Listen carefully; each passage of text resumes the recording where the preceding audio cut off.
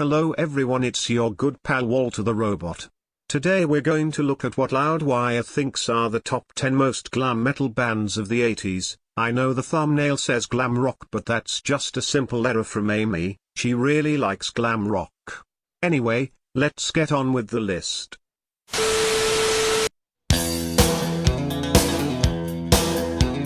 Hailing from Erie, Pennsylvania, Dirty Looks are often referred to as the glam metal equivalent of AC/DC, no frills, straightforward rock and roll fit with catchy riffs, and raspy vocals a la Bon Scott. Frontman Henrik Ostergaard, joined by bassist Jimmy Chartley and guitarist Boyd Baker, left the PA-based cover band Crossfire to put together a new band, Dirty Looks. After 3 independent albums, Dirty Looks signed to Atlantic Records and gave the world their first major label release, 1988's Cool from the Wire. Although Dirty Looks didn't necessarily fit in the glam category when it came to the image and style of the time, their sound nestles in nicely right beside some of the genre's best-known artists. After Ostergaard's passing in 2011, the band was dormant. They finally made their return in 2019 with Dangerous Toys' Jason McMaster on vocals.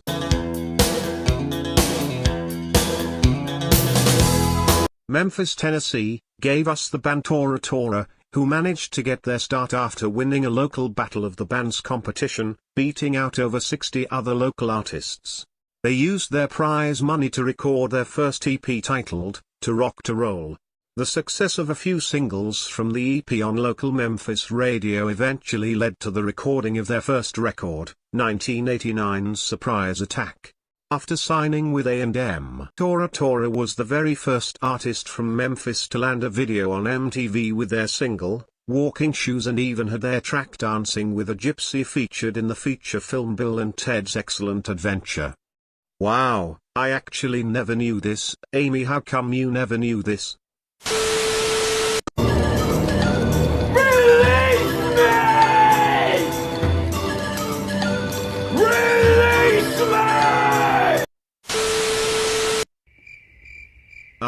Let's move on to the next band, Vane.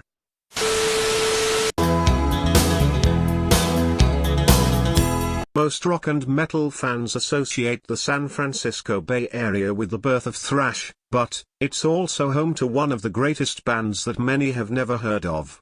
We're talking about the band Vane.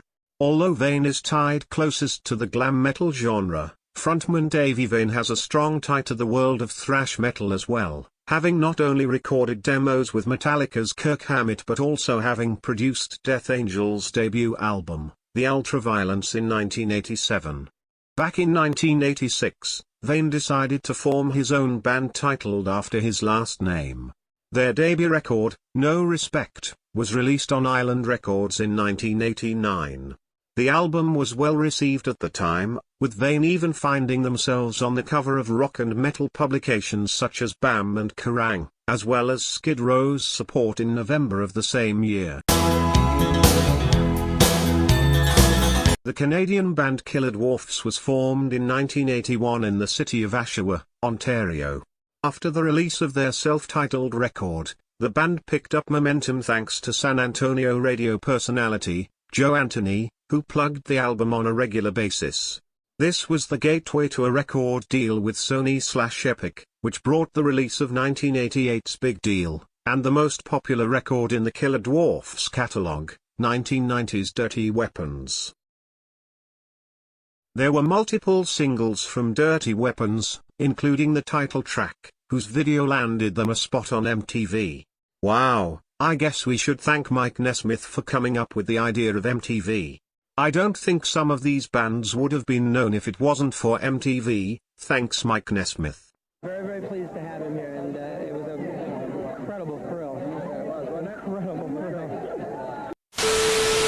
It used to be such a good thing. Before vocalist Kelly Hansen replaced foreigner frontman Lou Gramm, Hansen was best known for fronting the American glam band Hurricane, featuring Robert Sarzo on guitar, Tony Cavazo on bass, and Jay Shellen on drums. Hurricane's debut album, Take What You Want, was self-released in 1985, featuring what has become some of the band's most memorable tracks, including the first version of their single I'm Onto You and Take Me In Your Arms.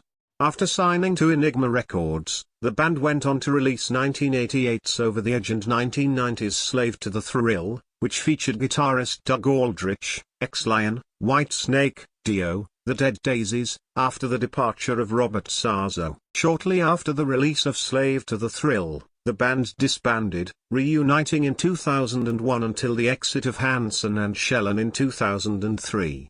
Hurricane is still active to this day with Chad Concino on vocals and Mike Hansen on drums. Such an easy feeling. Icon, originally known as the Schoolboys, was formed in Phoenix, Arizona, back in the late 1970s. The band's sound captures so much of what made 80s glam enjoyable: big catchy choruses, a hefty dose of keyboards, and a whole lot of melody. Icon got signed to the iconic label, Capitol Records, in 1984 and released their self-titled debut, with 1985's Night of the Crime not far behind, arguably the two biggest releases that Icon would see. The band began to fall apart soon thereafter, even losing their record deal, due to vocalist Stephen Clifford's departure. Things began to look up for a moment after they secured Jerry Harrison as the band's brand new vocalist and got resigned to Capitol, releasing 1989's Right Between the Eyes. Despite what looked like a recipe for success, the band ended up disbanding for good following the release of the record, reuniting only briefly in 2008. Didn't know you were looking. Formed in 1991 by the brother duo Johnny Gioli and Joey Gioli, the band Hardline also featured the legendary Neil Schon, most known for his time in Journey and Bad English, as well as ex-Bad English drummer, who would end up also playing for Journey, Believe It or Not, Dean Castronovo, and Todd Jensen on bass. The band's 1992 release Double Eclipse was one of the better received albums on this entire list. A number of music videos were recorded for the album, including one for the band's biggest hit, and one of the catchiest tracks of the era, Hot Cherie. The song appeared in rotation on MTV. A track from the album, Double Eclipse, was even featured in an episode in the popular 1990s TV show, Baywatch. Wow, that's pretty poggers, not gonna lie. Didn't know you were stealing. Danger Danger is one of the bigger bands on this list, but one that still doesn't get enough love, in our opinion. By the way, the person saying "in our opinion" is Loudwire. Anyways, back to Danger Danger. Formed in 1987 in Queens, New York, Danger Danger was discovered by Epic Records A&R representative Lenny Petzer, who was most known for discovering other popular rock artists of the time such as Aldo Nova and Boston. The band's self-titled release was on shelves in 1989, and spawned two hit singles, Naughty Naughty and Bang Bang. Are we seeing a theme here? Both with videos gaining traction on MTV. The beginning of seemingly long-term success for Danger Danger continued with the release of their 1991 sophomore album, Screw It, which gave the band a plethora of singles. Although all seemed on the up and up, Danger Danger's momentum came to a screeching halt with their third record entitled, Cockroach. The album didn't see daylight for 8 years due to a strenuous legal battle, long after glam metal's reign of the music industry had ended. Danger Danger took advantage of the glam metal revival in the early 2000s, and like many of these artists, became popular at events such as the annual M3 Rock Festival in Columbia, Maryland, and the Monsters of Rock Cruise. The band still performs to this day, as well as vocalist Ted Poley, who also breaks out the Danger Danger classics live. I was loving you when we were alone, but you had other ideas of your own. In the glam metal scene, Philadelphia is most known for the formation of one of glam metal's beloved bands, Cinderella, but the city of brotherly love gave us some other great bands, too. One of those bands is Heaven's Edge. Formed in 1987 by singer Mark Evans and guitarist Reggie Wu, the band soon found themselves signed to Columbia Records. Heaven's Edge's debut, self-titled album was released in 1990. Produced by renowned recording engineer Neil Kernan, who at the time was known for his work with other glam bands such as Dokken, Queensryche, and Autograph. Although the band shot a music video for the album's lead single, Skin to Skin, the album didn't have the positive reception that they had hoped for. The band left Columbia Records with the hopes of signing to another label, but after hitting a dead end, Heaven's Edge disbanded in 1992. The original lineup reunited for the first time in 1998, working with Neil Kernan once more to release their second album, Some Other Place, Some Other Time, which featured songs written back in the early 90s, as well as new tracks. After a traumatic event at the Empire Rock Club in Philadelphia, where bassist George Gigi Guidotti suffered a gunshot wound on stage, the band disbanded for the second time, then, finally reunited for good in 2013. Damn, that's pretty crazy. How the hell did someone even manage to bring a gun to a concert? Actually, why do I even bother asking that question? Let's just move on to the final band, Dangerous Toys. Yes, that's actually their name. Deal with it.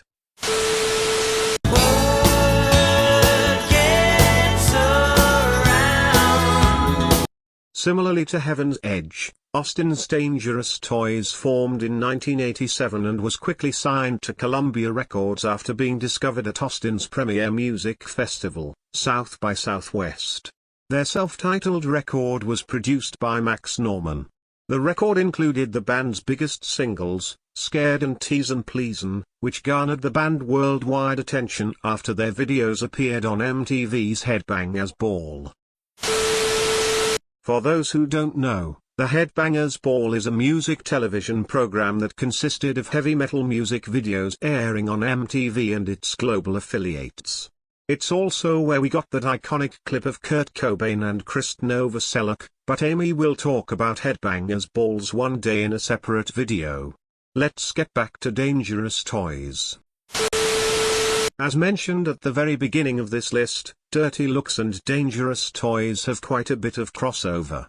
In 1994, Dirty Looks' Paul Liedl joined Dangerous Toys, replacing Kevin Fowler on guitar, and in an interesting chain of events, Jason McMaster would go on to join Dirty Looks, replacing Henrik Ostergaard, after his passing in 2011.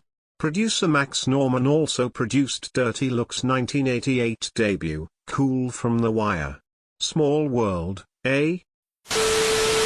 Thank you all for watching today's video. I'll see you all later.